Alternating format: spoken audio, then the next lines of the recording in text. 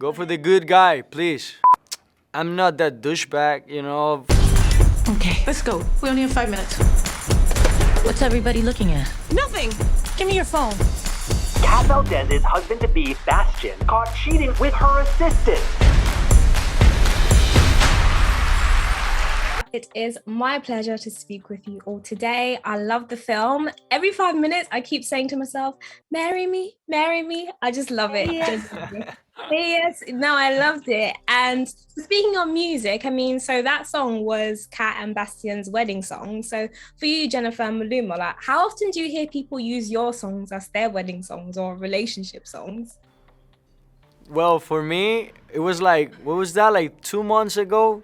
2 months ago, my manager, Walter, he got married, and I sang one of my songs for him, and of course, his wife, and the song is called Amor de mi vida, the love of my life, and I wrote that song like 1 year ago, and that was like a pretty romantic song. I wasn't expecting that the song was gonna grow like that, and the song just became a hit during the tour, and when he got married, he wanted that as a present, and I had the opportunity to sing for them, for his family, and that was a beautiful experience. I was nervous, you know, because that being in a wedding for me, it just makes me feel kind of nervous, right? But it was great. We enjoyed it, right? Yeah, it was cool.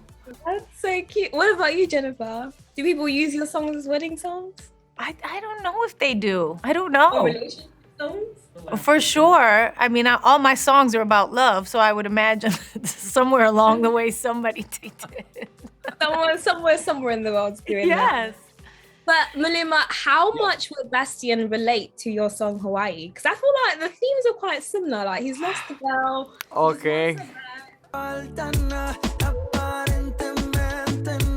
Who do you think you are, man? Some fan? No, I'm not a fan. Well, I mean, I am now. Well, yeah, it's kind of related. Yeah, Bastian and Maluma, they're kind of related. The only thing that I would say is that I'm not that douchebag, you know. For me, Bastian is such a douchebag at the end with all the things that he does, and you know, like being with Kat's assistant and all the thing. For me, that was something that I would never do for sure, you know. So yeah, they're related, but not that much. Not that much. Why not? Yes. I'll marry you. You.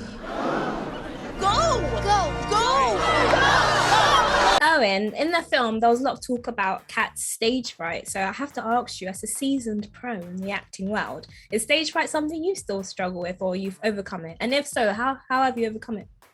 Yeah, I do have, I do get nervous with public speaking. Like, I never have, and people say, oh, but you're an actor. But most of the time when you're acting, it's sort of a scene with just a couple people. But when I have to sort of, you know, project in front of a big group, so even in that scene in the movie where Kat and Charlie are getting ready to walk out, I get that familiar sort of butterfly feeling of kind of walking out in front of people. And, I know that it's funny. I had never hosted Saturday Night Live because I've always just been too nervous.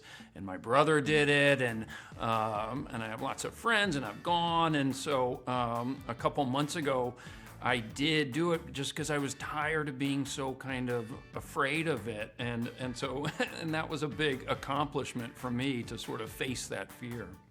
That's so beautiful. So what tips do you have for future hosts of Saturday Night Live?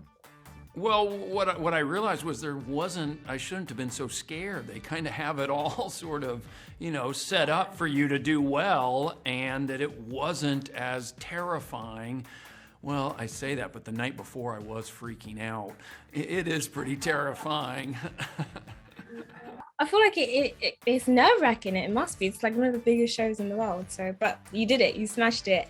And Jennifer, I've got to ask. So, "Marry Me" is coming out. It's nearly Valentine's Day, and some of us out here, like me, are looking for love. So I have to ask. Please settle the debate: the nice guy or the bad guy? Because the bad guys are just—they're something, you know.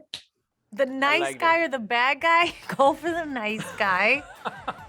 For Bad sure. guy, but sometimes he's bad guys. Come on. Listen, it just depends on what point in your life you're in. What do you really want? That's what Kat told me. She said there's a season for everything. There's a season for it all, yes. But I've been given the rap. Thank you so much, guys. Thank you. Bye. Go for the good guy, please. Yes. Thank you. I will do. I will do. Noted. Hits Radio.